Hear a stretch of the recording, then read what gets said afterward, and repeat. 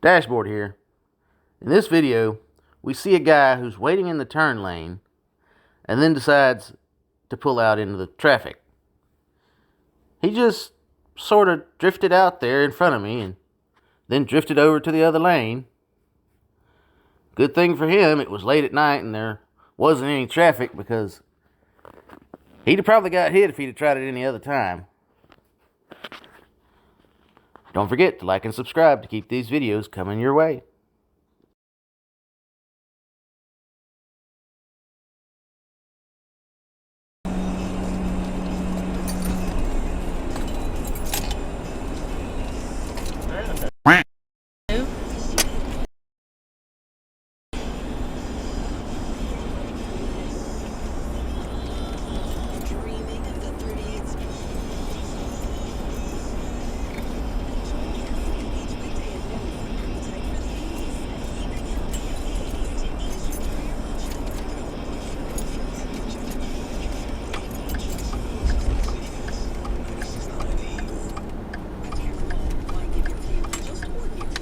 The line at Taco Bell.